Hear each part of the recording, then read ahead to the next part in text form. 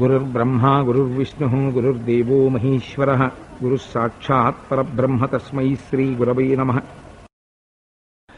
పాణిభ్యాం అళిపూర్ణరత్నచషకం రక్తోత్పలం బిభ్రతీం సౌమ్యాం రత్నఘటస్థరక్తచరణాం ధ్యాయేత్ పరేదంబికాం. హరి ఓం. పరమేశ్వర స్వరూపమైన సభకు నమస్కారం. ఈనాడు దేవీ నవరాత్రులలో అమ్మవారిని గాయత్రి అవతారంగా భావించి నమస్కారం చేస్తారు. నేను విజయవాడలో ఉన్నటువంటి కనకదుర్గమ్మ తల్లి దేవస్థానం వారు పాటించేటటువంటి అవతార విశేషాన్ని దృష్టిలో పెట్టుకుని ఇవాళ ఉండేటటువంటి అవతార విశేషం గురించి మాట్లాడుతున్నాను. గాయత్రీమాత యొక్క అవతారం చాలా విశిష్టమైనటువంటి స్వరూపం. ఉండేది ఒక్కటే మూల స్వరూపం. మీకు నేను ప్రతిరోజు ఆ విషయాన్ని విజ్ఞాపన చేస్తున్నాను. ఉన్నది ఆ ఒక్క స్వరూపమే. కానీ ఇవాల్టి రోజున మనం భావించేటప్పుడు అమ్మవారిని గాయత్రీ స్వరూపంతో భావన చేస్తాం. ఆ గాయత్రీదేవి సూర్యమండలాంతర్వర్తి అయి ఉదయకు మధ్యాహ్న కాలమునందు సాయంకాలమునందు కూడా 3 రకములైనటువంటి రూపములతో దర్శనమిస్తుందని, ఎవరు బ్రాహ్మణులై లేదా యజ్ఞోపవీతమును ధరించడానికి అధికారము కలిగినటువంటి జన్మ తీసుకున్నటువంటి వారందరూ కూడా పుట్ల చెయ్యాలి, గాయత్రిని ఉపాసన చెయ్యాలి, గాయత్రీ మంత్రం చేసి తీరాలి. అసలు ఒక స్థితిలో అయితే అన్నారు, నువ్వు అంగన్యాస కరన్యాసములు చేశావా చెయ్యలేదా కూడా అనవసరం, నువ్వు గాయత్రి మాత్రం చేసి తీరాలి. గాయత్రి చెయ్యకపోతే ఒంటి మీద యజ్ఞోపవీతం ఉండి కూడా గాయత్రి చెయ్యకుండా ఇతర దేవతా స్వరూపాన్ని ఎంత గొప్ప ఆరాధన చేసినా వాడు వెళ్ళేటటువంటిది మాత్రము నరకమునకే అని శాస్త్రం తీర్పు చెప్పింది. ఒకవేళ ఇతరమైనటువంటి పూజలు నువ్వు చెయ్యకపోయినా ఒక్క గాయత్రి చేసి సంధ్యావందనం చేస్తే ఒకానొక స్థితిలో వాడు 3 పూటలా సంధ్యావందనం చేసి కనీసం 1000 సార్లు గాయత్రీ మంత్రాన్ని 3 పూటలా చేసిన వాడికి దేవతలు కూడా శిరస్సు ఉంచి నమస్కారం చేస్తారు అని శాస్త్రం. సంధ్యాహీన అశుచి స్వకర్మసు నిత్యకర్మసు. అసలు సంధ్యావందనం చెయ్యని వాడు ఎవడుంటాడో వాడికి అశౌచం ఉన్నట్టుగా లెక్క. వాడు తన కర్మయందు కానీ ఇతర విశేషమైన కర్మయందు కానీ పాల్గొనుటకు వాడికి అధికారము లేదు. ఎందుచేతనంటే వాడు అశౌచమును పొందిన వాడితో సమానమై ఉంటాడు కనుక. మనం ఒక దేశానికి సార్వభౌమ అధికారం ఉన్నది ఎలా చెప్తాం? ఒక జెండాలో చెప్తాం. జెండా ఎంత ఉంటుందండి? గట్టిగా ఓ 3 గజాల గుడ్డ. ఆ బట్ట ఎగరేస్తాం రంగు వేసి. అది ఆ జెండాకి రూపకల్పన ఎవరు చేశారు? మనమే చేశాం. ఆ జెండా స్వయంభూ ఏం కాదు, అది మనమే రూపకల్పన చేశాం దానికి. కానీ ఆ జెండా 15 రోజునో రిపబ్లిక్ డే నాడో అసలు యథార్థమునకు ప్రతిరోజు ఎగరవేయాలి. జాతీయ పతాకాన్ని ఎగరేస్తే మనం ఏం చేస్తాం? వెంటనే ఆ పతాకమునకు వందనం చేస్తాం. ఎందుకు నువ్వు ఆ బట్టకు వందనం చేయడం ఏమిటి అంటే, మా దేశము, మా దేశ ప్రతిష్ట, మా దేశ సార్వభౌమాధికారము అంతా అందులో ఉన్నది అంతే. మీరు అందులో చూసి మన దేశ గౌరవాన్ని, దేశ ప్రతిష్టని, పతాకానికి నమస్కారం చేస్తున్నారు. ఒక దేవాలయంలోకి ప్రవేశించని ఈ దేవాలయంలో ఉండేటటువంటి మూర్తి వేదము చేత ప్రతిపాదింపబడినటువంటి స్వరూపము కలిగినవాడు, అందుచేత నేను వేదము యొక్క ప్రమాణమును అంగీకరించి లోపలికి వెడుతున్నాను. ధ్వజస్తంభానికి నమస్కారం చేసి లోపలికి వెడతారు. అలాగే ఏదో ఒక గుర్తు పెట్టుకుంటారు కొంతమంది. ఇప్పుడు మొన్న ఏదో ఎలక్షన్స్ అయ్యాయి, ఒక్కొక్కరికి ఒక్కొక్క గుర్తు. ఆ గుర్తు ఎవరి గురించి చెప్తుంది? ఆ వ్యక్తి గురించి చెప్తుంది. అలాగే యజ్ఞోపవీతము ఉన్నటువంటి వాడు ఆ సంబంధమైనటువంటి దేవతా ఉపాసనను పొందినటువంటి వాడు దేని చేత తెలుస్తుంది? వాడు గాయత్రికి ఇస్తున్నటువంటి గౌరవాన్ని బట్టి తెలిసిపోతుంది. ఒంటి మీద ఉన్న యజ్ఞోపవీతమే సరిగ్గా లేదనుకోండి, జీర్ణమైన యజ్ఞోపవీతంతో వాడు ఉన్నాడు అనుకోండి, వాడికి యజ్ఞోపవీతమే సరిగ్గా లేనివాడు వాడు సంధ్యావందనం చేస్తున్నాడు, గాయత్రి చేస్తున్నాడని మీరు ఎలా నమ్ముతారు? వాడిలోకి మీరు ఉత్కృష్టమైనటువంటి స్థితిని ఎలా గుర్తించగలుగుతారు? ఒక జెండా చిరిగిపోయింది ఎగరేస్తే కారాగారంలో పెడతారు. కానీ ఈశ్వరుడు ఇచ్చినటువంటి అధికారమును నువ్వు దుర్వినియోగం చేసుకుని, ఈశ్వరుడు నువ్వు ఏది చెయ్యడానికి నువ్వు అర్హుడవు, సమాజమునకు నువ్వు మార్గదర్శకుడుగా బ్రతుకు అని ఇచ్చినటువంటి అవకాశమును వాడు వినియోగించుకోలేనటువంటి దుర్బలుడు. దేని చేత తెలుస్తుంది? తనకి ఏది నియమముగా, ఏది గుర్తుగా చెప్పబడిందో ఆ యజ్ఞోపవీతము చేత గుర్తుపడతారు. అందుచేత గాయత్రి ఉపాసనం అనేటటువంటిది అంత ప్రధానమైనది. మీకు ఒక్క విషయం చెప్తాను. స్త్రీలకి సంధ్యావందనం లేదనుకోండి, పురుషులకు మాత్రమే సంధ్యావందనం ఉంది. కానీ గాయత్రి, ఇప్పుడు మనకి అనేకమైన మంత్రాలు ఉంటాయి. మంత్రాలలో సాధారణంగా ఒక్కటే బీజాక్షరం ఉంటుంది, మిగిలినవన్నీ బీజాక్షరాలు ఉండవు. అంటే మంత్రాల గురించి బహిరంగ వ్యాఖ్యానాలు చెయ్యరు. ఏదో ఒక అష్టాక్షరి, ఒక పంచాక్షరి ఉందనుకోండి, అందులో మిగిలిన అక్షరాలన్నీ బీజాక్షరాలు ఉండవు, ఒక్కటే బీజాక్షరం ఉంటుంది. ఆ బీజాక్షరంలోంచి శక్తి ఆవిర్భవిస్తుంది. చంద్రశేఖర పరమాచార్య స్వామి ఒక అద్భుతమైన మాట ప్రయోగించారు. బీజాక్షరం అనగానేమి అంటే a letter pregnant with sound అన్నారు. అంటే శక్తి ఆ అక్షరాన్ని పలకడం చేత, దాన్ని ఉచ్చరించడం చేత వచ్చేటటువంటి శక్తి లోపల ప్రవేశించి తనలో ఉండేటటువంటి బ్రహ్మజ్ఞానమును ఉద్దీపింపచేస్తుంది. అటువంటి బీజాక్షరం మంత్రాలకి సాధారణంగా ఒక్కటే బీజాక్షరం ఉంటుంది. గాయత్రి మహామంత్రానికి ఉన్న గొప్పతనం ఏమిటంటే, గాయత్రి మహామంత్రానికి 24 అక్షరాలు, 24 బీజాక్షరాలే. 24 బీజాక్షరాలే. 24 అక్షరాలకి 24 మంది ఋషులు, 24 మంది దేవతలు. అందులోనే 24 తత్వాలు, పంచభూతాలు, పంచ జ్ఞానేంద్రియాలు, పంచ కర్మేంద్రియాలు, పంచ తన్మాత్రలు, 20 ప్లస్ ప్రాణ, అపాన, ఉదాన, సమాన అన్న 4 వాయువులు కలిపి 24 తత్వములు గాయత్రి యందు ఉంటాయి. అటువంటి గాయత్రి ప్రతిరోజు ఉదయం లేవగానే ఇంకా సూర్యోదయం అవ్వకుండా ప్రాయశ్చిత్తం లేకుండా అర్ఘ్యమిచ్చి సంధ్యావందనం చెయ్యాలి నియమం ప్రకారం. అలా చేసినట్టయితే విశేషమైన జ్ఞానం కలుగుతుంది. మధ్యాహ్నం సాయంకాలం కూడా సంధ్యావందనం చేసే అలవాటున్న వారికి మంచి ఐశ్వర్యము కలుగుతుంది. ఒక్కొక్క పూట ఒక్కొక్క రకమైనటువంటి స్వరూపంతో అమ్మవారు ఉద్ధరిస్తుంది. ఆవిడ సవితృమండలాంతర్వర్తి అయి ఉంటుంది. అందుకే గాయత్రి అంటేనే గానము చేసిన వారిని రక్షించున్నది. ఎవరు గానము చేస్తున్నారో అంటే ఎవరు ఆ మంత్రం చేస్తున్నారో వారిని రక్షిస్తుంది. అందుకే యదహ్నాత్ కురుతే పాపం తదహ్నాత్ ప్రతిముచ్యతే, యద్రాత్రియాత్ కురుతే పాపం తద్రాత్రియాత్ ప్రతిముచ్యతే అంటారు సంధ్యావందనంలో. పగలు చేసిన పాపం అంటే రోజు పాపం చేసేసి గాయత్రి చేసి పోగొట్టుకోమని కాదు దాని ఉద్దేశం.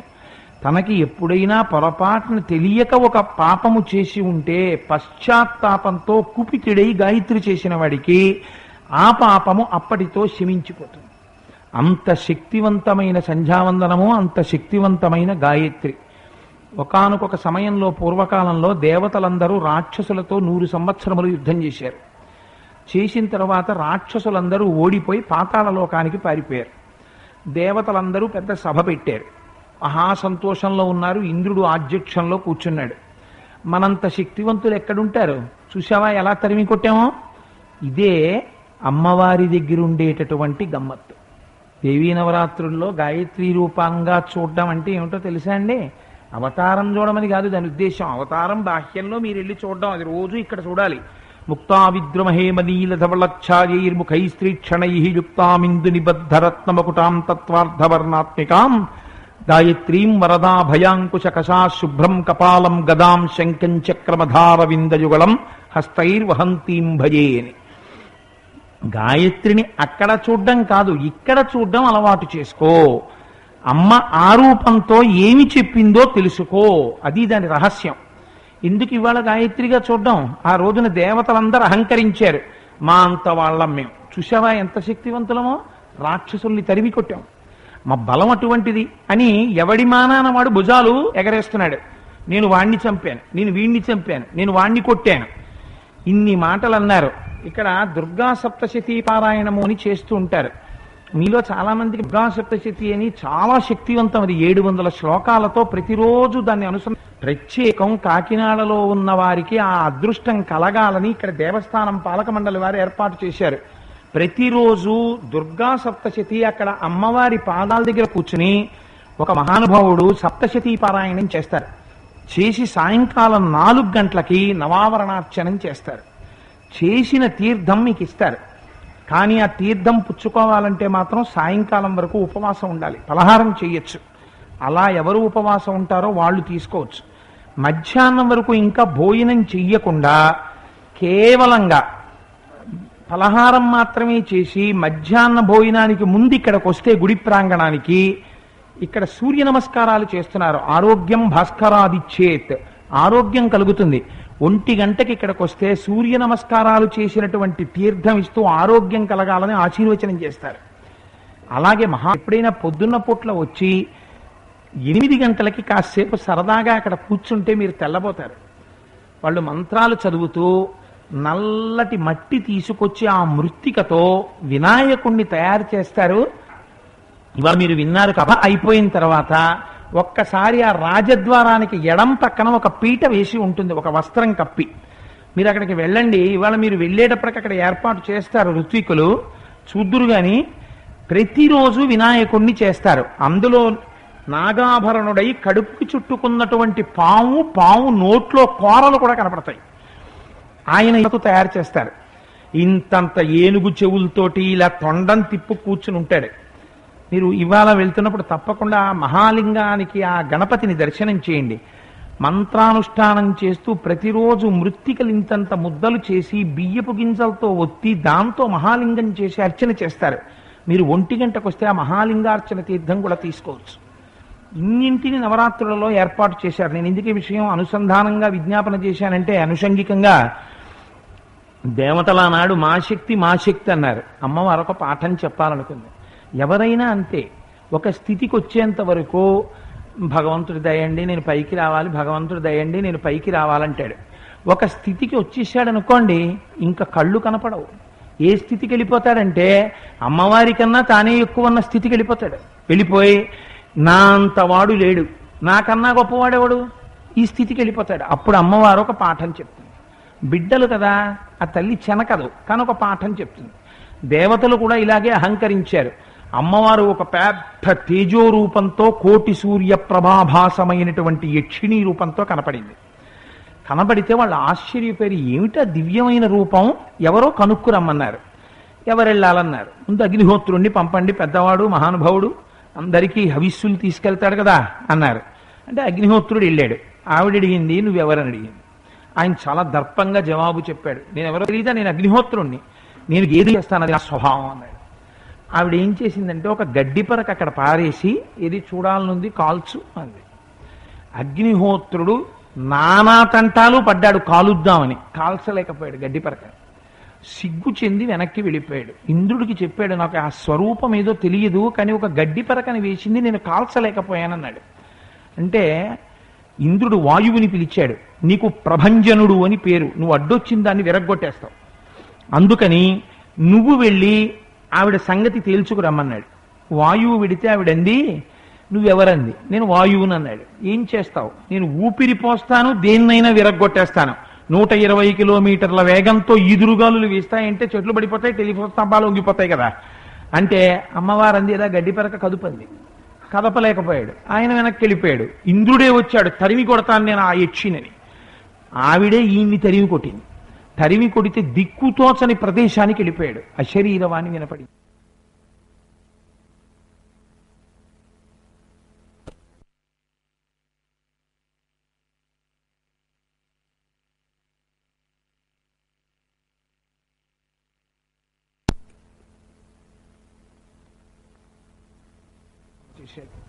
అప్పుడు అమ్మవారు తేజోమూర్తి అయి దర్శనమిచ్చింది.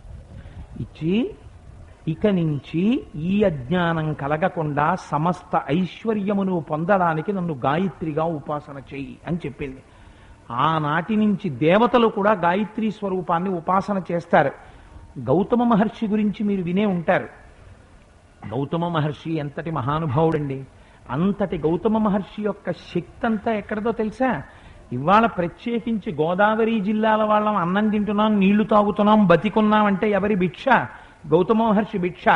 ఆయన ఇచ్చిందే గోదావరి. అటువంటి గౌతముడు అన్ని చోట్ల కూడా క్షామం వచ్చేసి తినడానికి తిండి లేకపోతే తన తపశ్శక్తితో అపారమైనటువంటి ఆహారాన్ని సృష్టించి అందరికీ పెట్టేవాడు. గౌతముడి ఆశ్రమంలో క్షామం ఉండేది కాదు, ఆయన గాయత్రి ఉపాసన చేస్తాడు. కానీ గౌతముడి ఆశ్రమానికి వెడితే అన్నం దొరుకుతుందని వచ్చే వాళ్ళ సంఖ్య పెరిగిపోయింది. పెరిగిపోతే ఆనాడు గౌతముడు గాయత్రీదేవిని ప్రార్థన చేశాడమ్మా, ఇంతమంది అన్నార్తులు నేను ఎలా అన్నం, ఆవిడ ఒక పాత్ర ఇచ్చింది, దీంట్లో అన్నం తరగదు, ఎంతమందికైనా అన్నం పెట్టమని. గౌతముడు అన్నం పెట్టేవాడు. అలా 100 సంవత్సరములు పెట్టాడు. పెడుతుంటే ఈయన వైభవం విని దేవేడు ఒకసారి శచీదేవి దగ్గర కూర్చుని, గౌతముడి వైభవం చూశావా శచి అని. ఇది విన్నాడు నారదుడు. గౌతముడి ఆశ్రమానికి వచ్చి నిన్ను దేవేంద్రుడు పొగిడాడయా అని చెప్పి నమస్కరించాడు. నాదేముందయా, ఇదంతా గాయత్రీదేవి మహాత్యం, నా గొప్పతనం లేదన్నాడు గౌతముడు. ఈలోగా వర్షాలు పడ్డాయి, పంటలు పండాయి. బ్రాహ్మణులకి అక్కడ ఉన్న వాళ్ళకి కొంచెం కోపం వచ్చింది. ఇంత గొప్పవాడని గౌతముడికి పేరు వచ్చేసింది, ప్రపంచంలో ఇదో దౌర్భాగ్యం కదా, ఒకడికి పేరు వస్తే ఇంకోటి తట్టుకోలేడు, అందుకని ఆయనకంత పేరు వచ్చేయడమా, అందుకని చెప్పి ఆయన్ని ఎలా అయినా మనం పాడు చేసేయాలి. అందుకని ఏం చేద్దాం అంటే గౌతముడి మీద ఏదో ఒక అపనింద వెయ్యాలి, ఇప్పుడు అందరూ చీత్కరించేటట్టు చెయ్యాలి. ఏం చేద్దాం అనుకున్నారు, ఒక మాయా గోవుని సృష్టించారు. అది గట్టిగా గాలేస్తే పడిపోతుంది.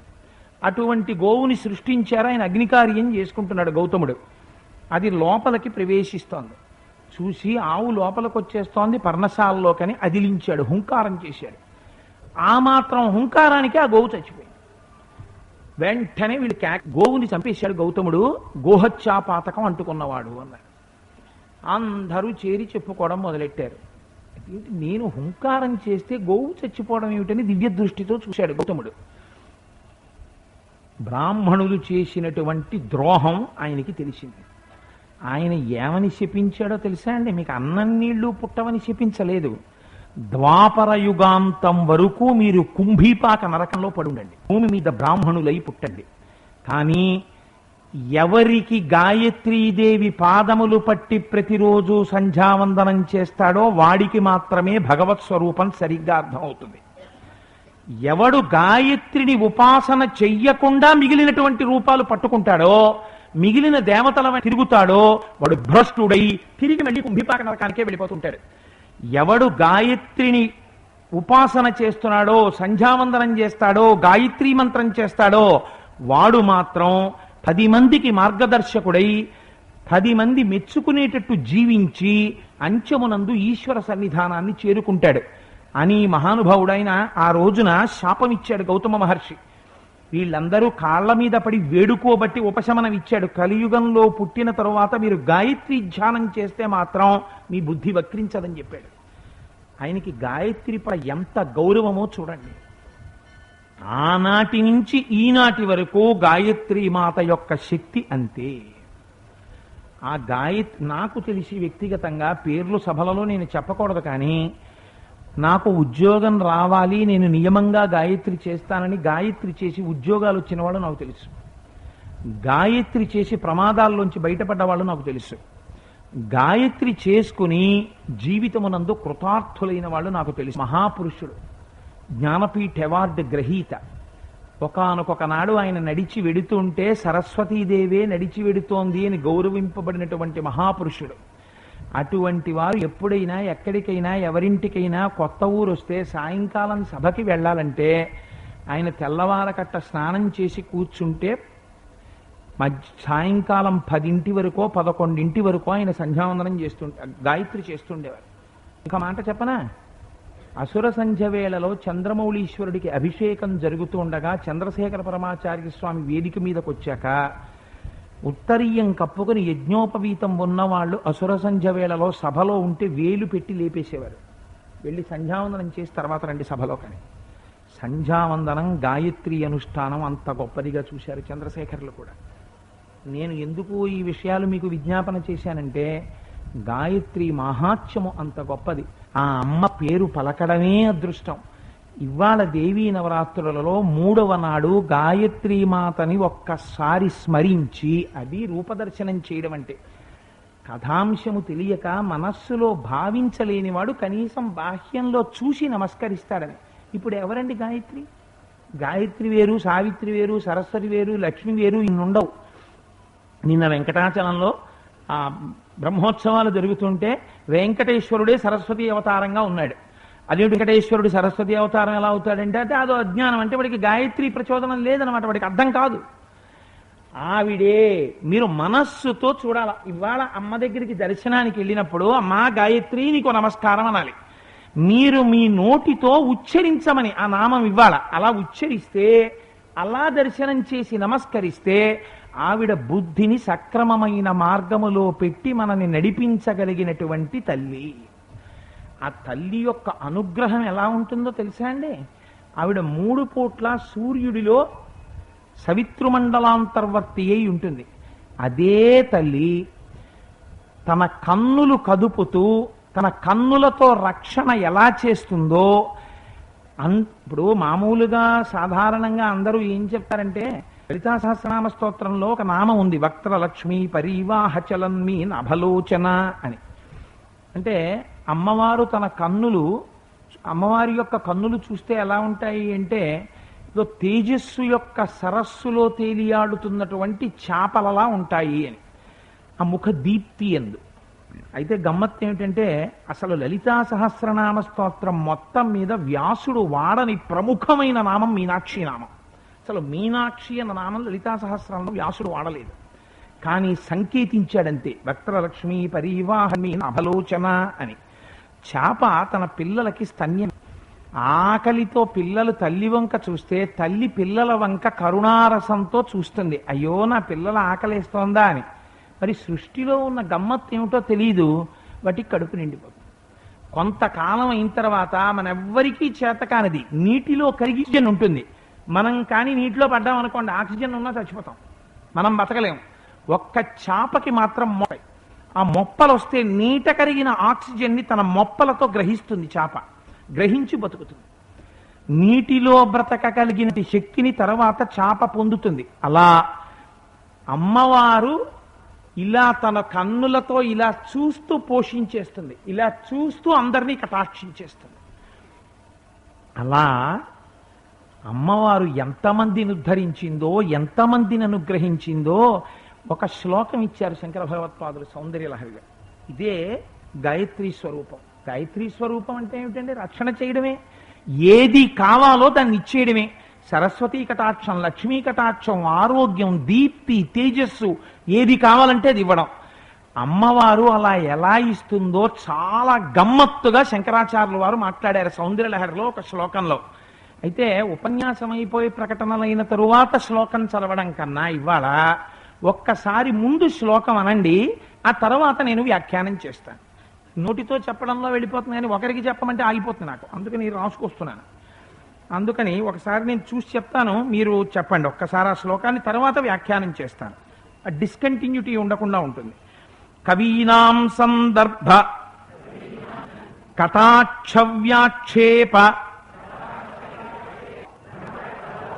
కర్ణయుగళం అముంచంతౌ దృష్ట్వా తవ నవ రసాస్వాదతరళౌ అసూయా సంసర్గా దళిక నయనం కించిదరుణం. ఇదో గమ్మత్తైనటువంటి శ్లోకం. నేను ఆ మాట ఎందుకన్నానంటే శంకరాచార్యులు వారు ఈ శ్లోకంలో అంటారు, అమ్మా అసూయా సంసర్గా దళిక నయనం కించిదరుణం. ఏమన్నా అర్థం ఉంది? అసూయ అసలు ఆ మాట వెయ్యచ్చా? అమ్మవారి యొక్క 3వ కంటికి అసూయ వచ్చింది. చాలా ఆశ్చర్యకరమైన మాట. అందరిలా శంకరాచార్యులు వారు మాట్లాడరు, అదో గమ్మత్తు. ఆయన అన్నారు, అమ్మా లోకంలో అందరూ ఒక మాట చెప్తారమ్మా, అమ్మవారికి 3 కన్నులు ఉంటాయి, పరమశివుడికి 3 కన్నులు ఉంటాయి, అందుకేగా త్రయంబకుడు త్రయంబకుడు అని పిలుస్తూ ఉంటాం, త్రినేత్రుడు అని.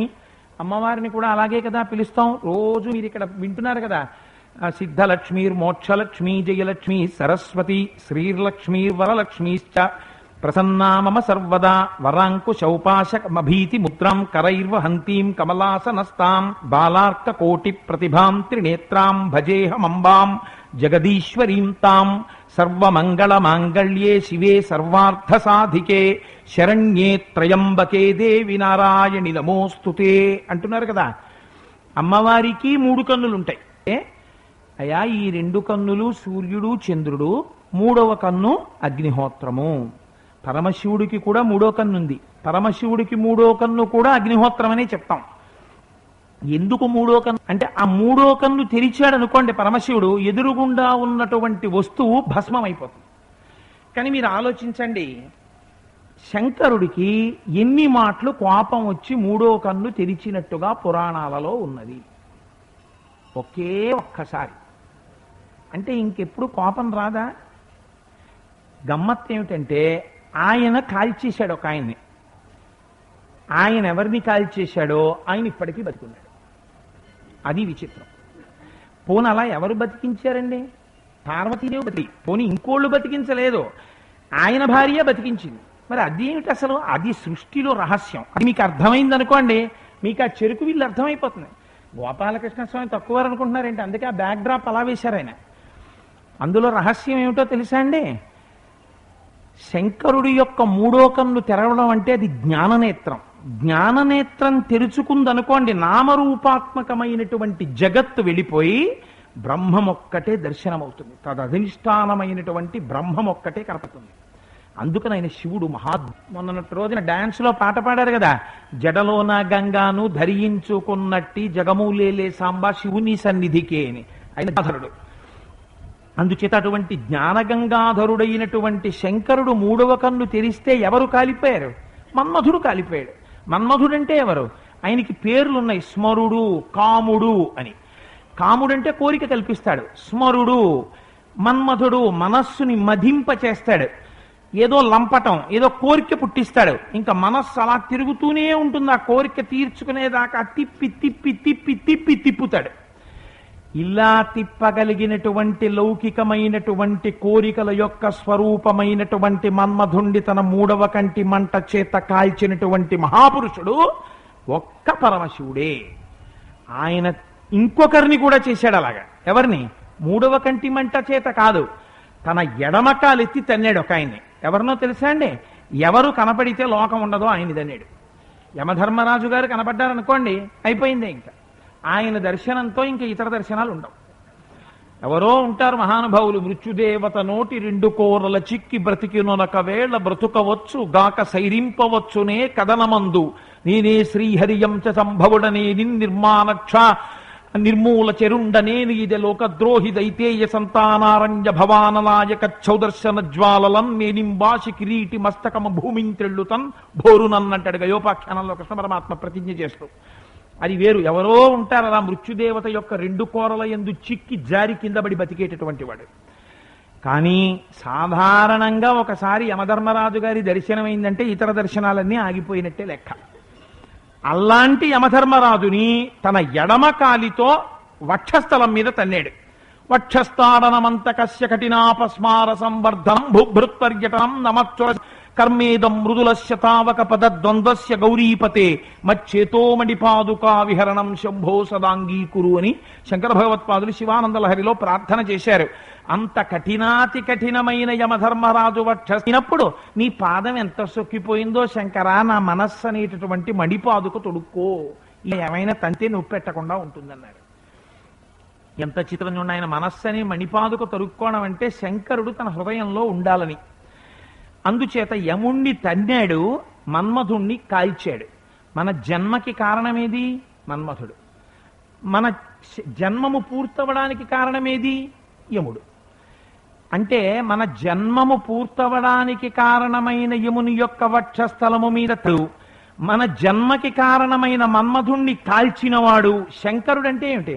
ఆయన పాదములు పట్టుకుంటే నువ్వు వేరొకసారి జన్మించవలసిన ఉండదు, వేరొకసారి మరణించవలసిన అవసరం ఉండదు. అంటే జనన మరణ రహితమైన శాశ్వత శివ సాయుధ్య స్థితిని పొందగలవు. అందుకని మన్మధుణ్ణి కాల్చాడు 3వ కంటితో. కాలిస్తే అమ్మవారో గమ్మత్తు చేసింది.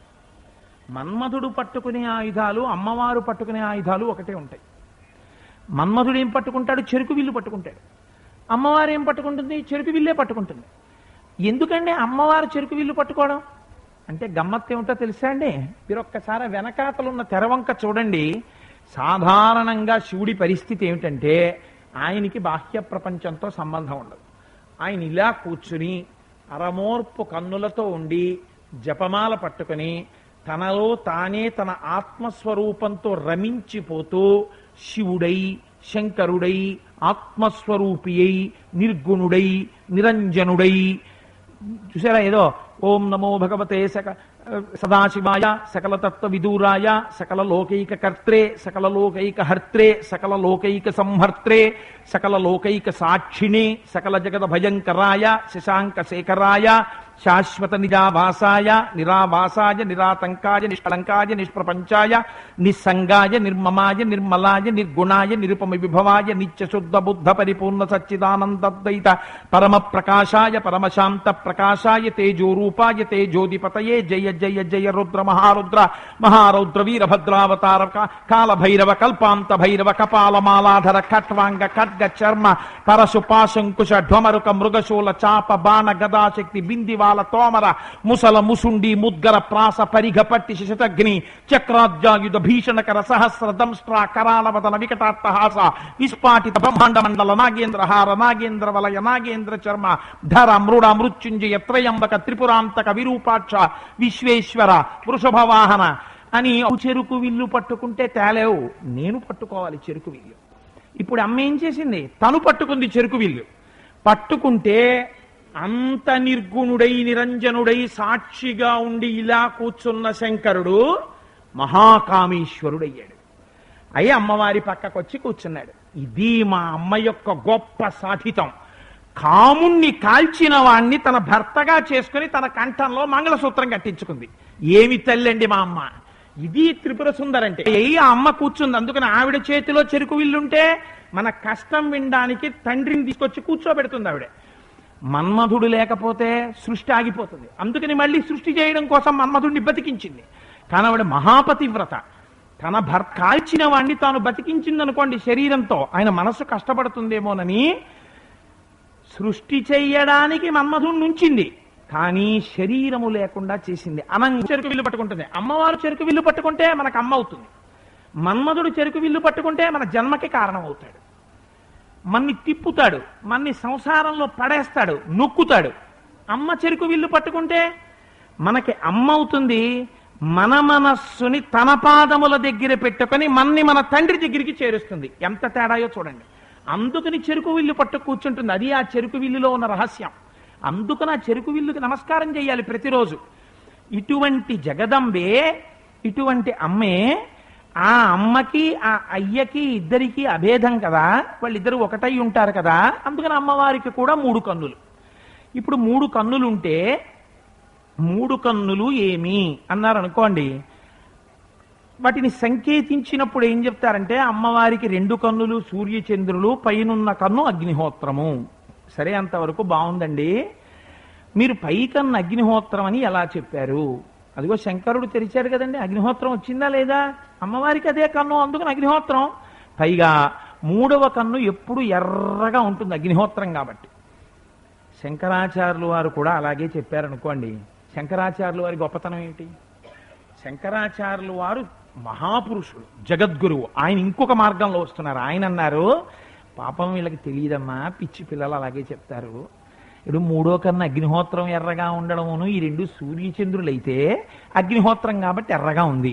మరి సూర్యుడు కాబట్టి దీనికి, చంద్రుడు కాబట్టి దీనికి తేడాలు ఏమైనా ఉన్నాయా 2 కళ్ళకి? మరి ఏం లేవే, 2 కళ్ళు ఒకలాగే ఉన్నాయి కదా.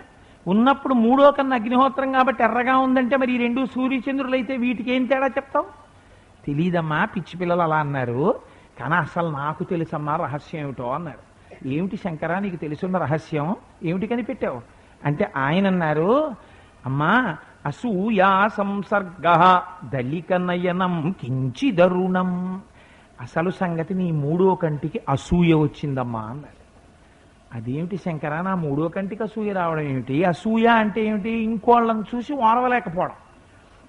నా కుడి చెయ్యి నా ఎడం చేతిని చూసి ఆ ఎడం చేయి చూడు ఎంత బాగుందో, లేకపోతే ఎడం చేయి కుడి చెయ్యిని చూసి ఆ కుడి చేయి చూడు చక్క 3 ఉంగరాలు ఇట్టాడు, నాకేం పెట్టాడు అని ఎడం చెయ్యి ఏడిచి కుడి చెయ్యిని కొట్టడం మొదలెట్టింది అనుకోండి, ఏమైనా అర్థం ఉంటుందా? ఎడం చేతి కుడి చేతి మీద ఎందుకు ఉంటుంది అసూయ? కుడి చేతి ఎడం చేతి మీద, ఎడం చేతి కుడి చేతి మీద ఉండదు కదా. మరి శంకర ఎలా చెప్తున్నారు మీరు? మీరు జగద్గురువులే, మీరు అలా అనొచ్చా? మీరు ఏ అధికారంతో ఈ మాట చెప్పారు? మీరు ఏది నిరూపించండి చూద్దాం. మూడో కంటికి అసూయ వచ్చిందనుకోండి, మీకు ఎవడి మీదో కడుపు మండిపోతోంది అనుకోండి, ఆశ్చర్యం ఏమిటో తెలుసా అండి? ఎవరి పాదాలు పట్టుకోవాలో అవోదిలేసి వాడి గురించి ఆలోచించడం మొదలెడతారు. అసూయ వస్తాయి, అదో గొడవ. దానివల్ల ఏమొస్తుంది? భ్రష్టత్వం వస్తుంది అంతే. అందుకని అసూయ వచ్చిన వాడు ఏం చేస్తాడు? ఎవడు తనకన్నా బాగుండిపోతున్నాడని బాధపడుతున్నాడో వాడి గురించి ఆలోచించడంలో కోపం వచ్చేసి ముఖం ఎర్ర పడిపోతుంటుంది. అమ్మా, నీ మూడో కంటికి కూడా అసూయ వచ్చింది, అందుకే నీ మూడో కన్ను ఎర్రబ్యా సంసర్గ దళిక నయనం కించిదరుణం, కొంచెం ఎర్రగా ఉందమ్మా అన్నావు. సరే, ఏది చెప్పు, ఎందుకు వచ్చిందో మూడో కంటికి అసూయ? అంటే మా శంకరులు ఏం తక్కువ ప్రతిభ అండి. ఆయన అన్నారు, అమ్మ చెప్పనా ఎందుకు వచ్చిందో? కవీనాం సందర్భస్తబకమకరందైకరసికం. ఇప్పుడు మొదటి చరణంలోకి రండి, మొదటి పాదంలోకి. అమ్మా, నీకొక అలవాటు ఉంది. ఏమిటో అలవాటు అంటే ఇవాళ మనందరం పొందుతున్నటువంటి అదృష్టం ఏమిటో తెలుసా అండి? అదృష్టం దర్బార్ అంటారు. మంత్రపుష్పం అయిపోయిన తర్వాత జరిగేదాన్ని దర్బార్ అని పిలుస్తారు. అమ్మవారి దర్బార్లోకి వెళ్ళి కూర్చోడానికి దేవేంద్రుడికి కూడా పాస్ ఇవ్వరు. మీరు కావాలంటే శ్రీపానికి ఎక్కడో బయట నించుని ఉంటాడు. ఎవరు దగ్గరగా నిలబడగలరంటే ఒక్క వారాహి లాంటి వాళ్ళు, శ్యామల లాంటి వాళ్ళు, అలాంటి వాళ్లే లోపల ఉంటారు. వాళ్ళకి కూడా, వాళ్ళలో కూడా అదృష్టం ఎవరిదో తెలుసా అండి? ప్రత్యేకించి అమ్మవారి మీద పాట పాడుతున్నప్పుడు అమ్మవారికి ఉండేటటువంటి స్థితి వేరు. ఆవిడ పరమ సంతోషంగా వింటుంది. ఆవిడ వినేటప్పుడు చలిత శిరస సాధువచనే, ఆ పాట వింటుట ఇలా కదుపుతుందిట తల. అలాంటప్పుడు అమ్మవారిని, ఆ పాటని వినగలిగిన అదృష్టం కొన్ని కోట్ల మందిలో కొద్ది మందికే లభిస్తుంది. ఎవరికి అదృష్టం ఉందో వాళ్లే దర్బార్లో కూర్చోగలరు. దర్బార్లో పాట పాడుతుంటే లేచిలా నమస్కారం పెట్టి వెళ్ళిపోయాడు అనుకోండి, వాడి జన్మాంతర పాపం వాడిని తీసుకుపోతుంది అనమాట లెక్క దర్బార్లో నుంచి. దానికి మనం ఎందుకు బాధపడ్డాం? వాడికి అదృష్టం లేదని మనం నమస్కారం పెట్టి కూర్చోడు. నేను ఎందుకు ఈ మాట చెప్పానంటే, శంకర భగవత్పాదులు చెప్తున్నది అదే. కవీనాం సందర్భస్తబకమకరందైకరసికం. మహాకవులైనటువంటి వారు ఉంటారు, వాల్మీకి, వ్యాసుడు మొదలైనటువంటి వారు. వాళ్ళు అమ్మ మీద, జగదంబ మీద స్తోత్రం చేస్తారు. ఏవి పడితే అవి, ఏ విషయం మీద పడితే ఆ విషయం మీద కవిత్వం రాయడం హీన కవిత్వం. నువ్వు అంత మాట ఎలా అనగలిగావు అని మీరు అంటారేమో. నాకు పోతన గారు ఆదర్శం. పోతన గారు ఒక మాట అన్నారు, హరినామస్మరణ చేయు కావ్యము సువర్ణాంభోజి. అది ఏ పుస్తకంలో అయితే హరి గురించినటువంటి నామస్మరణం ఉంటుందో, నారాయణునికి అభేదం, అది సువర్ణాంభోజి. అక్కడ బంగారు కలవలతో కూడి హంసలు తిరిగేటటువంటి మానస సరస్ఫూర్తి వెలుంగొందు మానస సరోవరం. అది ఎక్కడ అమ్మవారి గురించి, అయ్యవారి గురించి చెప్పబడిందో అది మానస సరోవరం. విచిత్రార్థాన్వితం వయ్యు హరినామస్తుతి లేని కావ్యము ఎంత గొప్పగా చెప్పండి, ఎంత ప్రౌఢిమతో కూడిన కవిత్వం చెప్పండి. భగవన్నామ స్మరణ లేనటువంటి గ్రంథము అది కేవలము తద్దినాలు పెట్టేటటువంటి రేవు. అక్కడికి కాకులు వస్తాయి పిండాలు తినడానికి. భగవద్భక్తులైన వాళ్ళు వచ్చే మానస సరోవరం కాదు, అక్కడికి హంసలు రావు. అందుచేత అమ్మవారి దగ్గర కూర్చుని పాట పాడేవాళ్ళు దేని గురించి పాడతారు? భగవంతుడి గురించి పాడతారు. అంతేకాని అన్యమైనటువంటి విషయాల గురించి స్తోత్రం చేయరు. భగవంతుడి గురించే పాట జరుగుతుంది. జరిగేటప్పుడు అమ్మవారు పరమ సంతోషంగా వింటుంటుంది. అలా వినేటటువంటి సందర్భంలో ఒక గమ్మత్తు జరుగుతుంది. శంకరులు అన్నారు, అమ్మా నీ చెవులకి తమంత తాముగా అస్తిత్వం వచ్చిందమ్మా. నీ చెవులు ఏమి తిని ఏమి తాగి బ్రతుకుతాయో తెలుసా? నీ చెవులకి కేవలము మకరందపానము చెయ్యడము అలవాటు.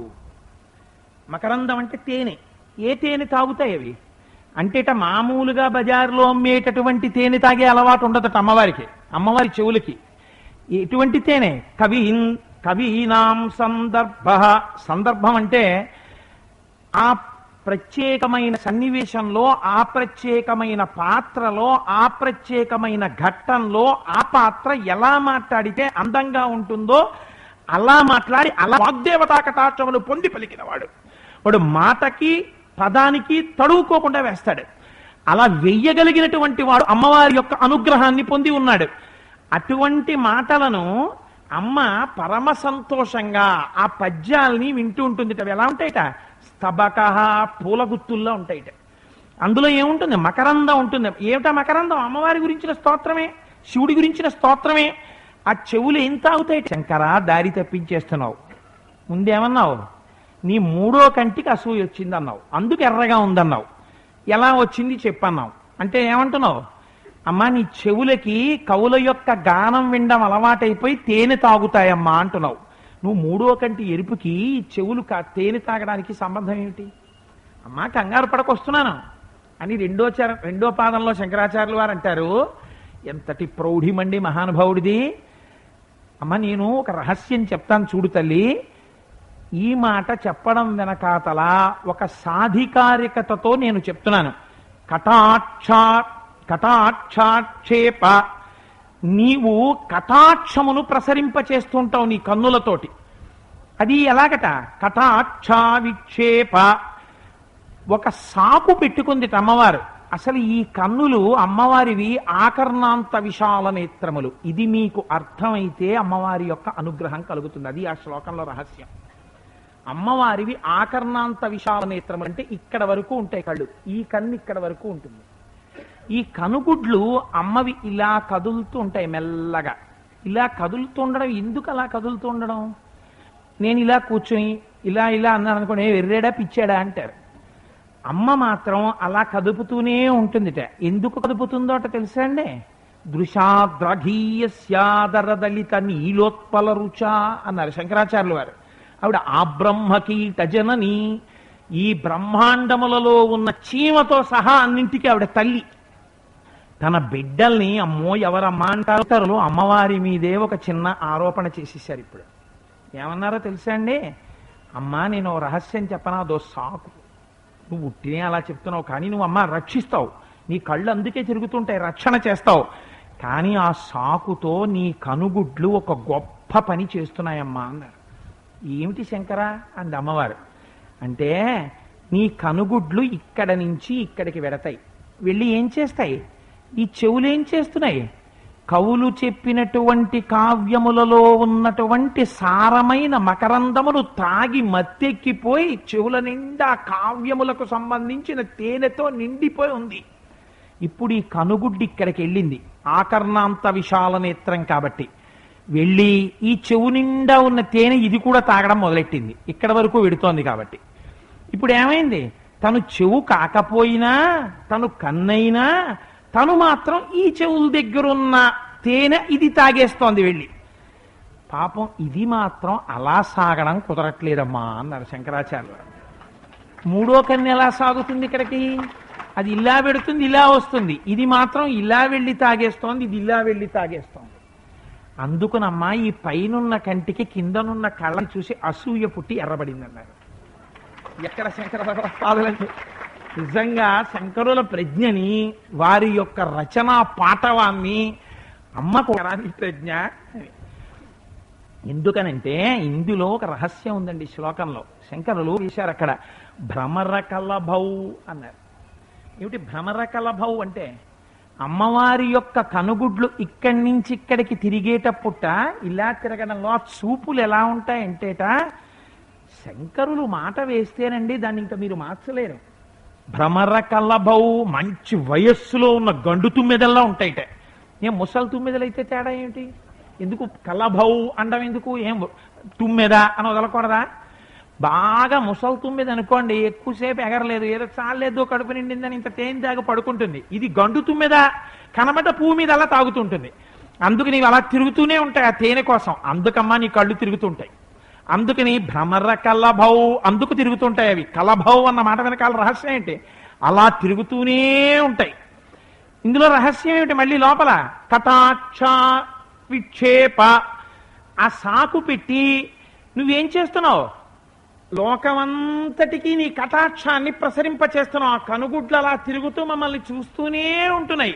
ఇంకా మాకేం భయం? ఇంకా మాకు భయం లేదు. నువ్వు అలా మమ్మల్ని చూసుకుంటూనే ఉన్నావు. ఇంకేం బెంగ? పసిపిల్లాడికి తెలియదు ఏం చెయ్యాలో. ఆడుకుంటాడు ఆడుకుంటాడు, మెల్లిగా గోడ పట్టుకుంటాడు, లేస్తాడు, అక్కడ ప్లగ్గుకున్నటువంటి కన్నాల్లో వేలు దోపేస్తూ ఉంటాడు.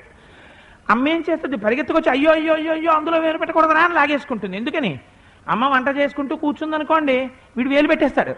కానీ ఏం చేస్తుంటుంది, అదే వాడికి రక్ష. లేకపోతే వాడు ఎలా బతుకుతాడండి? మాతృత్వానికి ఉన్న గొప్పతనం అదే. ఏ పని చేస్తున్నా తన బిడ్డని అమ్మ చూసుకుంటుంది. అమ్మవారు కూడా కనుగుడ్లు ఇలా తిప్పుతూ తన బిడ్డల్ని చూసుకుంటూనే ఉంటుంది. అముంచంతౌ అదే పనిగా తాగేస్తున్నాయి ఆ కళ్ళలాగా. ఇలా వెళ్ళడం, లోకాన్నంతటినీ చూసినట్టుగా ఇలా వెళ్ళడం రక్షణ కోసం. ఇక్కడ కాస్త తేనె తాగేయడం, మళ్ళీ ఇలా వచ్చేయడం, మళ్ళీ లోకాన్ని చూడడానికి వెళ్ళినట్టు ఇలా వెళ్ళడం, ఇక్కడ వెళ్ళడం, మళ్ళీ తేనె తాగేయడం, మళ్ళీ ఇలా వచ్చేయడం. నా పేరు కన్నే. ఎవరినన్నా అడిగితే 3 కళ్ళు అంటారు. నేనేమిటి, తెరిస్తే అగ్నిహోత్రం, వాణ్ణి కాల్చేసింది, వీణ్ణి కాల్చేసింది, 3వ కన్ను తెరవకే అంటూ ఉండడం నన్ను. మీరేమో చక్కగా లోకాన్ని రక్షించే వాళ్ళని ఇలా తిరుగుతూ ఉండడం. తిరుగుతూ రక్షిస్తున్నారని పేరు ప్రఖ్యాతి, ఇక్కడికి వెళ్ళి తేనె తాగేస్తూ ఉండడం, చెవులు కాకపోయినా కూడా. మీకు ఎంత భాగ్యం పట్టిందే అని. అమ్మా అసూయా సంసర్గ, అసూయ పుట్టిందమ్మా 3వ కంటికి. ఇందులో అయితే కోటేశ్వరారు, మీరు అమ్మవారి రక్షణ లభిస్తుందన్నారు కదా ఈ శ్లోకంలో, ఎలా వస్తుందండి ఈ శ్లోకంలో అని మీకు అనుమానం రావచ్చు. నేను మీకు ఒక విషయం విజ్ఞాపన చేస్తాను. అమ్మవారి కన్నులు ఇలా తిరగడం అన్న విషయంలోనే రహస్యం అంతా ఉంది. ఎందుకో తెలుసా అండి? నేను మీకు ఒక ఉదాహరణ చెప్పాను అనుకోండి, మీరు తేలికగా దాన్ని పట్టుకోగలుగుతారు. పూర్వకాలంలో ఏమిటండి, ఇప్పటికీ ఉంది తమిళనాడులో ఆ ఊరు కడవూరు అని చెప్పి, ఒకనకొకప్పుడు అమృతమథనం చేసినప్పుడు ఆ అమృతాన్ని భూమిలో ఒక కడవలో పెట్టారు అంటారు. ఆ కడవలో ఆ అమృతం ఉండేది. ఆ అమృతంలోంచి ఉద్భవించినటువంటి లింగం కనుక అమృతఘటేశ్వరుడు అని పిలుస్తారు స్వామిని. స్వామి ఎక్కడున్నా అమ్మవారు విడిచిపెట్టదు. బాగా జ్ఞాపకం పెట్టుకోండి.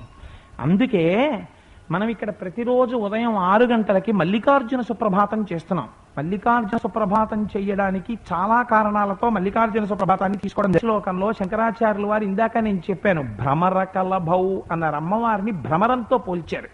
అమ్మవారి చూపుల్ని భ్రమరంతో పోలుస్తారు. శ్రీశైల మల్లికార్జున సుప్రభాతం అంతా అమ్మవారిని శ్రేయస్కరి భ్రామరి అంటుంది. భ్రామరి భ్రామరి భ్రామరి అని పిలుస్తుంది.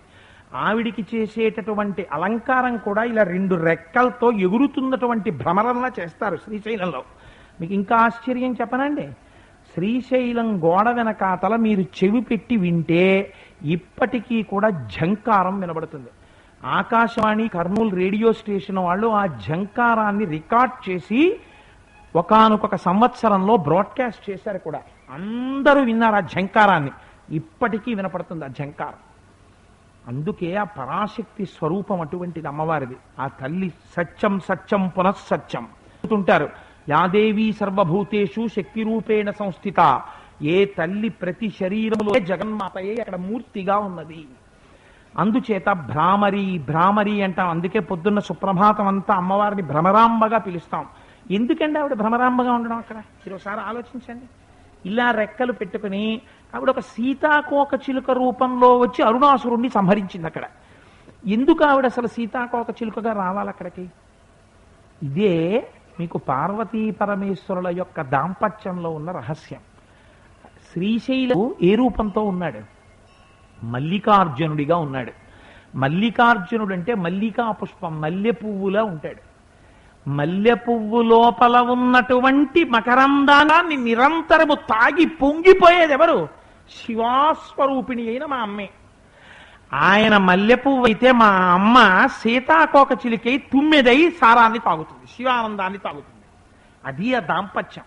అందుకని అమ్మవారి దగ్గర వచ్చి భ్రామరి అన్నారనుకోండి, వీడెవడో తెలుసో తెలీదో కానీ పొద్దున్నే నా దగ్గరికి వచ్చి, అమ్మ శంకరుడు మల్లికార్జునుడిగా విడితే ఉండలేక నువ్వు భ్రమరంగా వెళ్ళావు అంటున్నాడు రా, వీడికి ఎంత సంతోషం రా పాపం నేనంటే, వీడికి తెలుసో తెలీదో అని గభాలన వచ్చి దర్శనమిస్తుంది. అందుకే కదా రోజు 6 గంటలకి సుప్రభాతం చెప్పి భ్రామరి భ్రామరి భ్రామరి అని, శరణం తరుణేందు శేఖర శరణం మే గిరిరాజ కన్యక శరణం పునరేవతా ఉభౌ శరణం నాణ్యదుపైమి దైవతం అని అమ్మవారి యొక్క దర్శనమిచ్చి నీరాజన భగవత్పాదులు కూడా భ్రామరి అన్న మాట వాడారు. కలభౌ అని. భ్రమరకలభౌ అన్న మాట వాడారు. అమ్మవారి యొక్క కనుగుడ్లు ఇలా తిరుగుతూ మూడో కంటికి అసూయ పుట్టడం వెనకాతలే మన రక్షణ కూడా దాగి ఉన్నది. ఎలాగో నేను మీకు ఒక ఉదాహరణ చెప్తాను చూడండి. అమ్మవారి రక్షణ అంటే ఎలా ఉంటుందో, ఒకానొక సమయంలో ఇప్పుడు చెప్పానే తమిళనాడు దేశంలో కడవూరు అనబడేటటువంటి క్షేత్రం ఉంది, ఇప్పటికీ ఉంది. కార్తీక మాసంలో ఆ క్షేత్రంలోకి వెళ్ళి అక్కడ ఉన్నటువంటి పుష్కరిణిలో స్నానం చేసిన వాళ్ళకి పునర్జన్మ లేదు అని. ఆ కడవూరు క్షేత్రంలో అమృత ఘటేశ్వరుడు అన్న పేరుతో స్వామి, అభిరామి అన్న పేరుతో అమ్మవారు. ఏమి పేర్లండి మా తల్లికి, ఎక్కడికి వెళ్ళినా మా తల్లి పేర్లంతే. అమృత ఘటేశ్వరుడు, అభిరామి. ఆ దంపతుల్ని అంటే ఆ పార్వతీ పరమేశ్వరుల్ని ఆనామంతో ఒక జంట పరవశంతో సేవించింది. సేవిస్తే వాళ్ళకు ఒక కుమారుడు జన్మించాడు. అక్కడ ఉన్న అమృత ఘటేశ్వరుణ్ణి అభిరామిని కొలిస్తే పుట్టినవాడు కాబట్టి అభిరామ భట్టు అని పేరు పెట్టారు. అమ్మవారి అనుగ్రహంతో జన్మించిన పిల్లవాడు అమ్మ దగ్గరున్న గొప్పతనం ఏమిటో తెలుసా అండి? ఏమి అనకంతో అమ్మా అంటే చాలు పలికేస్తుంది ఆవిడ. మీకు ఒక ఉదాహరణ చెప్తాను నేను. జ్ఞాన సంబంధ నాయనర్ అని చెప్పి చిన్న పిల్లవాడిగా ఉండగా వాళ్ళ నాన్నగారు దేవాలయంలోకి వెళ్ళాడు తమిళనాడులో. వెళ్ళి ఉరేనేసో అన్నాడు. పిల్లాడు భయపడ్డాడు ఒక్కడు కూర్చోడానికి మంటపంలో. నాన్నగారు భయం వేస్తోంది అన్నాడు. భయం ఏమిట్రా అని గోడ చూపించాడు, దేవాలయం గోడ మీద చూపిస్తే అందులో అలాగే పార్వతీ పరమేశ్వరులు ఉన్నారు. నాన్న అదిగోరా వాళ్ళిద్దరిని పార్వతీ పరమేశ్వరులు అంటారు. వాళ్ళు ఈ లోకమునకంతటికీ తల్లిదండ్రులు. నీకేమైనా భయం వేసింది అనుకో, అమ్మా అని ఆవిడ్ని చూసి అమ్మ వచ్చి నిన్ను రక్షిస్తుంది అన్నాడు. పిల్లవాడు కదండి, నమ్మాడు. మనమైతే నమ్మం, పెద్దవాళ్ళం కాబట్టి. వాడు నమ్మేశాడు. ఈయన లోపలికి వెళ్ళి స్నానం చేసి ముక్కు మూసుకుని నీటిలోకి మునిగాడు. మునగగానే పిల్లాడికి భయం వేసింది. అమ్మ మా నాన్నగారు కనపట్టలేదని భయం వేసి, నాన్నగారు చెప్పారు కదా నీకేమైనా భయం వేస్తే పిలవమని అని అటు చూసి అమ్మా నాన్న అమ్మా నాన్న అన్నాడు. ఈయన లేచాడు. అమ్మయ్యా మా నాన్న కనపడ్డాడు అనుకున్నాడు. ఆయన మూడో మునక కోసం మళ్ళీ మునిగాడు. అమ్మో మా నాన్న మునిగిపోయాడు అనుకున్నాడు. ఇంక ఈసారి చెరువు వంక చూడడం మానేసి అటు చూసి కళ్ళమ్మ నీళ్లు ఎట్టేసుకుని ఉన్నారు అమ్మా నాన్న నన్ను రక్షిస్తారు, విశ్వాసం భగవంతుడు, అమ్మా నాన్న అమ్మా నాన్న అని ఏడిచాడంతే.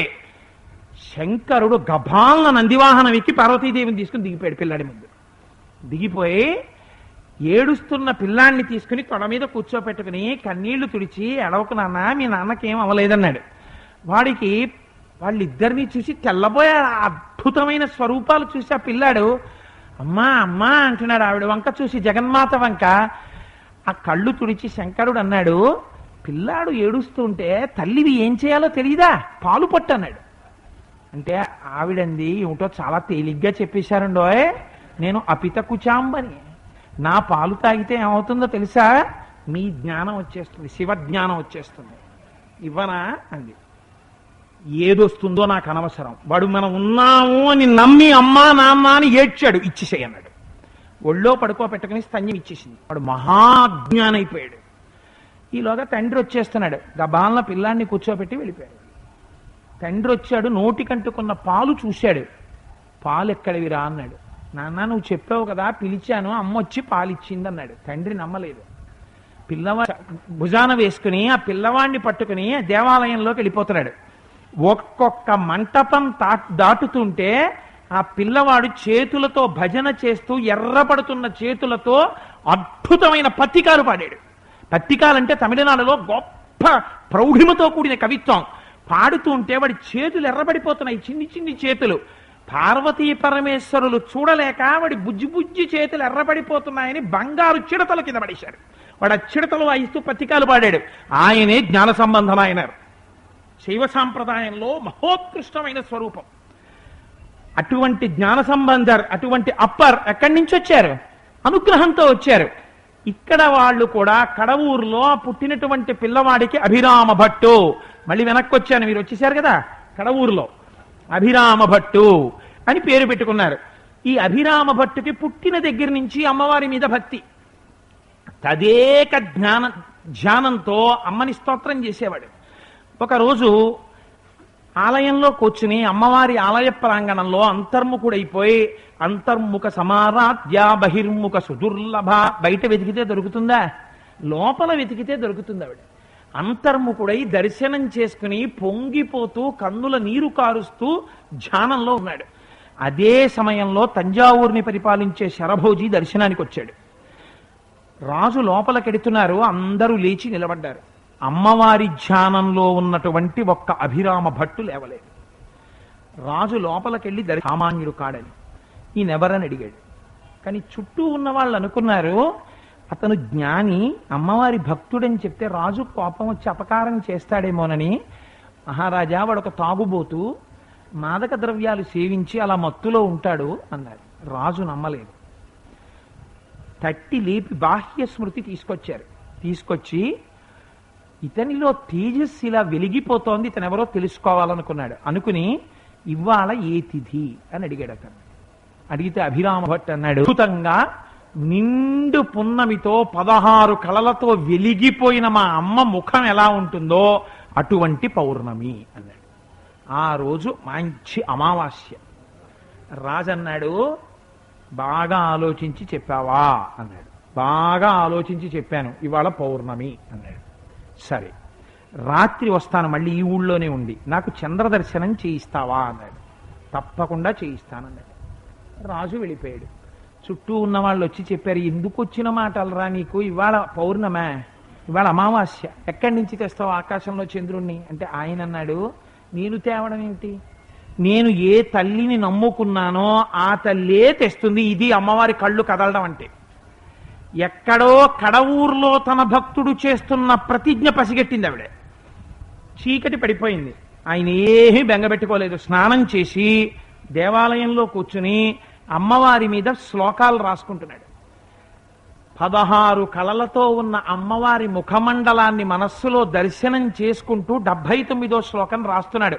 అది కూడా ఎటువంటిదో తెలుసా అండి, భయపడుతూ రాసింది కాదు, అంచాది అంటారు. మొదటి శ్లోకం పూర్తయిపోయినప్పుడు చివరి అక్షరం ఏది ఉంటుందో దాంతో రెండో పద్యం ప్రారంభమైపోతుంది. అలా రాసేస్తున్నాడు. 79వ శ్లోకానికి వచ్చాడు. రాజు రథం దిగి లోపలికి వచ్చాడు. వచ్చి ఏది పూర్ణమి చంద్రుణ్ణి చూపించు అన్నాడు. ఒక్కసారి అమ్మవారికి నమస్కారం చేసి పుస్తకం పక్కన పెట్టి లేచి ఆలయ ప్రాకారంలోంచి బయటికి వచ్చి ఆకాశం వంక చూశాడు అభిరామ భట్టు. అమ్మ చూసింది. ఇప్పుడు నా భక్తుడికి అగ్ని పరీక్ష అని తన చెవికున్న కుండలను తీసి విసిరింది ఆకాశంలోకి. నిండు పున్నమి చంద్రుళ్ళ ధగధగాయమానంగా ప్రకాశించింది. శరభోజి భక్తులు అందరూ అభిరామ భట్టు కాళ్ల మీద పడిపోయారు. అలా ఇది పరమ యథార్థమైన ఘటన, పురాణం కూడా కాదండి, ఇది ఈ మధ్య కాలంలో జరిగిన పరమ సత్యమైనటువంటి విషయం మీకు మనవి చేస్తున్నాను నేను. మా అమ్మ తన కనుగుడ్లు తిప్పుతూ ఈ లోకమును రక్షిస్తోందా, రక్షించట్లేదా? రక్షిస్తూనే ఉన్నది. నీకు విశ్వాసం ఉంటే, అమ్మ ఉన్నది అని నువ్వు నమ్మగలిగితే, నఖైర్నాకస్త్రీణాం కరకమల సంకోచచితిభిః స్తరూణాం దివ్యానాం హసత ఇవతే చండిచరణౌ ఫలాని స్వస్యేభ్యః కిసలయకరాగ్రేణ దదత దరిద్రేభ్యో భద్రాం శ్రియమనిశమహ్నాయ దదతౌ అంటారు శంకర భగవత్పాదులు సౌందర్యలహరిలో. అమ్మ తన చూపులతో తన కాళ్లతో అభయముద్ర కూడా పట్టకుండా ఈ లోకాన్ని కాపాడగలిగిన జగజ్జనని మా అమ్మ. అటువంటి అమ్మ యొక్క రక్షణ శక్తిని కనుగుడ్లు తిరగడంతో అలా మనం చెప్తే గుర్తు పెట్టుకోమేమోనని మూడో కంటికి ఈ 2 కళ్ళ మీద అసూయ వచ్చిందన్న నెపం పెట్టి మన మనస్సులో బాగా కదులుతున్న అమ్మవారి కన్నులు నిలబడేటట్టు అలా మనం అమ్మ వంక చూస్తే అందులో గమ్మత్తుని తెలుసా అండి. ఇక్కడ తేనె తాగుతున్నట్టు కనుగుడ్లు ఇలా వెళ్ళినట్టు మీరు చూశారనుకోండి, దాన్ని క్రీగంటి చూపు అంటారు. ఇప్పుడు నా ఎదురుగుండా మా దొరగారు వచ్చేదో మాట్లాడుతున్నారు అనుకోండి, నేను దొరగారితో మాట్లాడుతూ ఉండగా నా పక్కన ఎవరో నిలబడి, ఏమిటంటే ఆ దొరగారితోనే అప్పుడు మాట్లాడుతుంటారు, వారితో ఏదో మాట్లాడాలని వచ్చాం, ఒక్కసారి మా వంక చూస్తే బాగుండు, ట్రైన్ వెళ్ళిపోతుంది అంటున్నారు అనుకోండి, నాకు వారి మాట చెవులో పడింది అనుకోండి, ఇక్కడ వెంటనే నేనేం చేస్తాను, ఇలా తిరగను. దొరగారితో మాట్లాడుతూ ఏమిట్రా పాపం నా గురించి ఏదో ఆర్తి పడుతున్నారు అని ఇలా ఓసారి ఇలా 2 మాటలు చూసి అప్పుడు 3వ మాట ఇటు తిరుగుతాను. ఇలా చూడడం చూపు అనుగ్రహానికి మరింత ప్రసిద్ధి. ఇలా చూసి ఇలా కళ్ళిపితే ఇంకా భయం.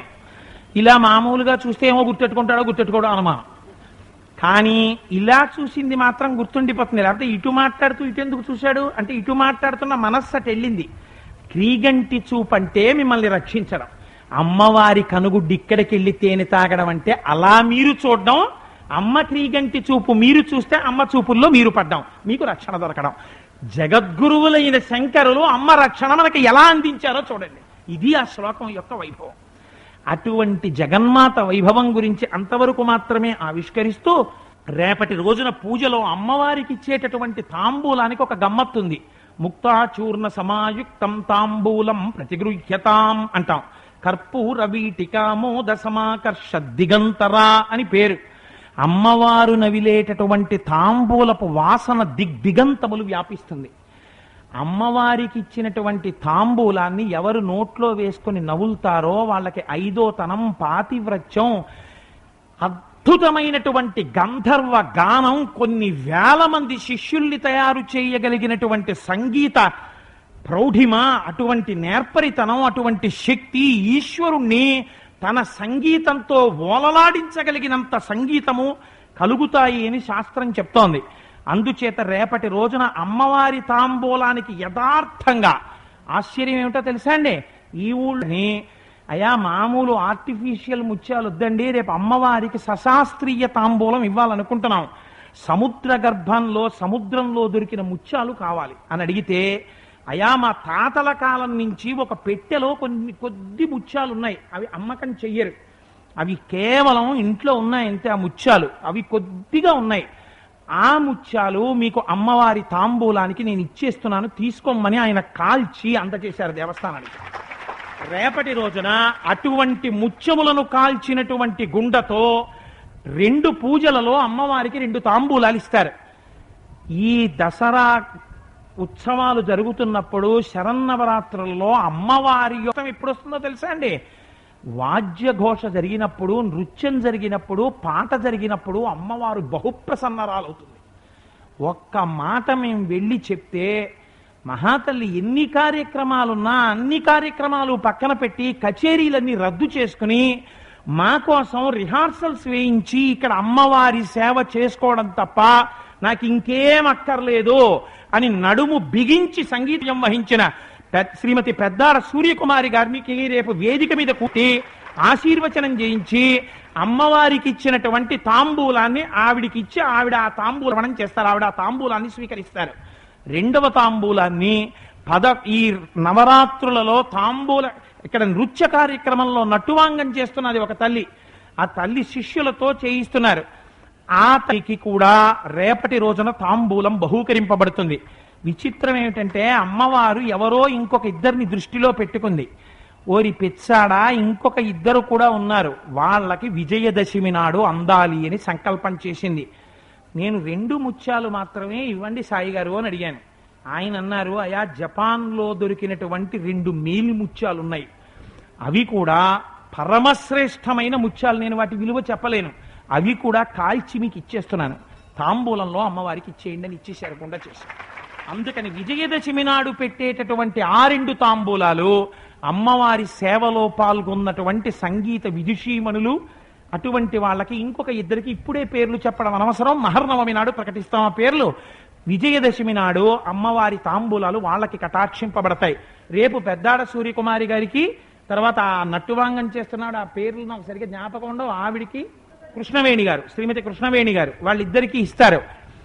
ఆ తాంబూలాన్ని మీరు చూసినా చాలమ్మా, నేను యథార్థం చెప్తున్నాను, 5వ తనం నిలబడుతుంది. అంత అద్భుతమైన తాంబూలం వేదిక మీద వారికి ఇస్తారు. ఇచ్చినప్పుడు మనందరం చూసి సంతోషం. మంగళాశాసన పరై మదాచార్య పురోగమై సర్వైశ్చ పూర్వైరాచార్యై సత్కృతాయాస్తు మంగళం. మంగళం కోసలేంద్రాయ మహనీయ గుణాత్మనే చక్రవర్తి తనూజాయ సర్వభౌమాయ మంగళం. ఉమాకాంతాయ కాంతాయ కామితార్థప్రదాయినే శ్రీగిరీశాయ దేవాయ మలినాథాయ మంగళం. కరచరణ కృతం వా కర్మ వాక్కాజం వా శ్రవణనైనజం వా మానసం వాపరాధం విహితమ విహితం వా సర్వమేత్తక్షమస్వ. శివ శివ కరుణాబ్ధే శ్రీ మహాదేవ శంభో. సర్వం శ్రీ ఉమామహేశ్వర పరబ్రహ్మార్పణమస్తు. స్వస్తి.